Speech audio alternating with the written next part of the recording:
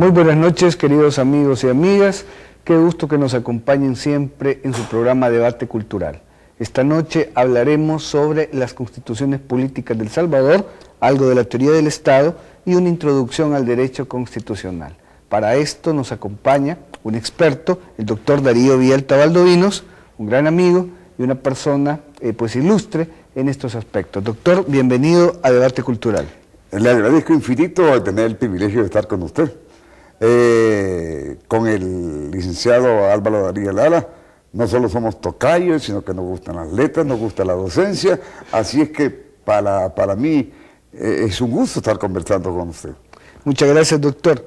Sé que usted es autor de este libro titulado Teoría del Estado y una introducción al derecho constitucional y que ha ofrecido innumerables conferencias sobre la historia de nuestro texto constitucional. Quisiera que nos comentara por qué, doctor, el siglo XIX es tan importante para entender la constitución política del país. ¿Cómo no? La mayoría de las veces nosotros le damos importancia a las constituciones del siglo XX, que ya es el siglo pasado, ¿verdad?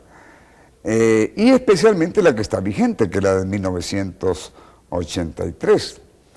Pero lo cierto que estas constituciones tienen su base en otras. Por ejemplo, la de 1983 no es nada si no tomamos en cuenta la de 1950, ¿verdad? No digamos la de 1962. Y estas constituciones se fundamentan en lo que ha dispuesto el aspecto constitucional salvadoreño en el siglo XIX. Entonces, cuando usted me habla del siglo XIX, es importantísimo, porque es un verdadero, dijéramos, suceso el ver cómo va evolucionando la idea constitucional. No obstante que cada una de las constituciones, en el siglo XIX, fueron más que nada fruto de la ambición, ¿verdad?, de poder sobre todo, aspectos ideológicos, pero a la larga, como dijéramos, base, ¿verdad?, de todo aquello. Algo bueno quedó en el derecho constitucional y no obstante las pasiones políticas y todo lo demás y las ideologías, ha ido paulatinamente mejorando. Conversábamos con usted, doctor Darío Villalta Valdovinos, sobre la importancia del texto de 1824, exacto, cuando el país todavía estaba dentro de un sistema federal. Exacto, sí. Esto es una cuestión muy importante, sobre todo para el pueblo nuestro, ¿verdad? Que muchas veces no tenemos conciencia de que nosotros no hemos sido todo el tiempo un Estado soberano. Ha habido una época, y de hecho de 1824 a 1841 fuimos un Estado federado. ¿Por qué? Porque formábamos parte de una federación. Esta federación era la Federación de Centroamérica, ¿verdad? Entonces, nosotros éramos en la misma situación en que se encuentra ahora California en relación con los Estados Unidos de América, o Jalisco en relación con los Estados Unidos mexicanos.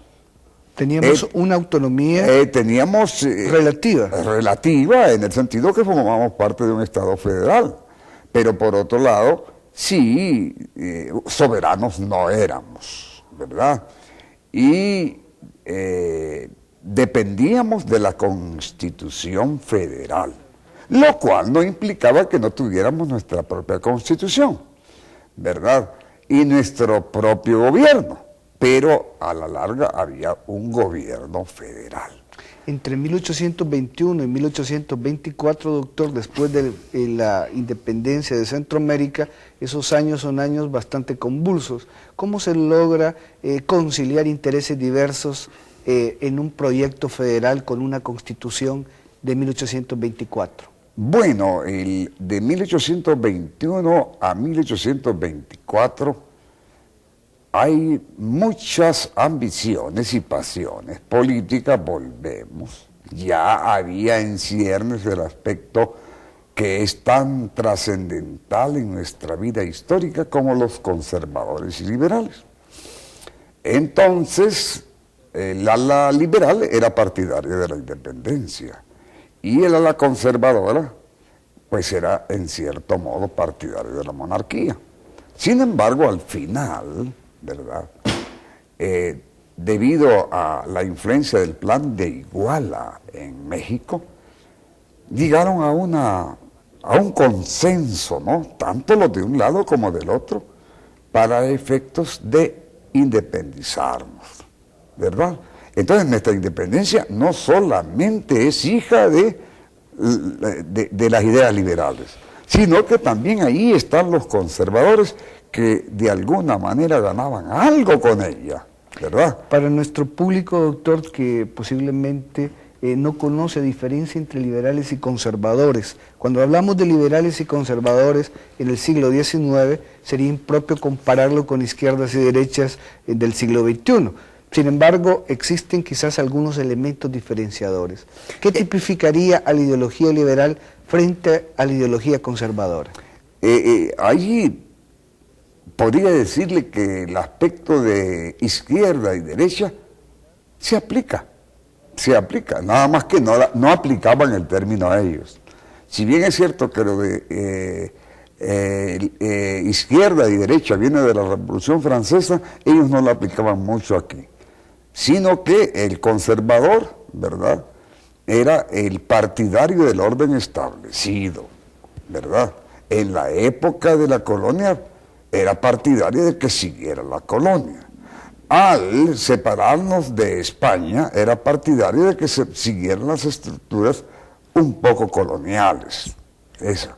En cambio, la idea liberal, que era la de izquierda, entonces participaba de la idea de un liberalismo económico y político, ¿verdad?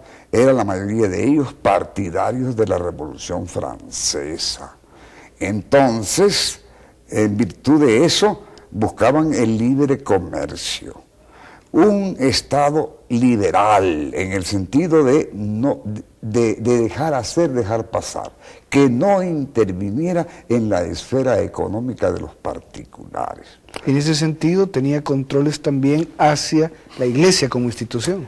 Entonces, de ahí vino la lucha, que también es secular, entre las ideas liberales, ¿verdad?, que de alguna manera tiñeron esa época en el sentido de una contradicción con el ala clerical, que se mantuvieron en continua lucha. Porque para el liberal nato debía de haber separación entre el Estado y la Iglesia. Y en cambio, para el conservador, pues hombre, debía de haber una alianza entre el Estado y el clero. Esta tensión entre liberales y conservadores se mantuvo desde el inicio de la República Federal y entiendo que fue uno de los motivos por lo cual la República como tal zozobró. Exactamente, tiene toda la razón. Dentro de todo el contexto de esa lucha que se mantuvo durante tanto tiempo, en donde vemos nosotros con tristeza cómo alcanzamos gloriosamente nuestra independencia el 15 de septiembre de 1821, prácticamente sin luchas. Sí, hay luchas acá, hay sangre. No hay que olvidar que en 1811, en 1814, todo eso. Los conatos de independencia. Exacto. Y hubo violencia, pero no una violencia tremenda como la hubo, por ejemplo, en Sudamérica y en México. Entonces, la independencia, cuando se logró en Guatemala, se iba a tratar el problema de Chiapas y luego se introdujo también el problema de la independencia. Ahí se ve que no hubo una capitulación o algo, sino que más que nada un consenso al respecto. Entonces, cualquiera diría que a partir de ahí nosotros íbamos a conseguir todo sin lucha, pero ahí estaba el germen. De ahí vino el problema con la anexión con México, allá por 1822. En el transcurso es derrocado Iturbide, ¿verdad?, que se quería constituir en emperador de México, y manda a Filisola, o Filisola, que dicen algunos, un general de origen italiano. Vicente Filisola. Entonces este tiene victoriosas campañas aquí en Centroamérica, pero con la muerte de Iturbide pues ya no tenía sostén político. Intervino, ¿verdad?, para nuestra independencia en el sentido de propiciar el Congreso Centroamericano. Así que Filisola tuvo su lado. A partir de ahí, una vez que se desquebraja la unión con México, que era un movimiento fuerte en toda Centroamérica, entonces es que se conforma el Congreso para formar la Federación de Centroamérica. Ahora, cuando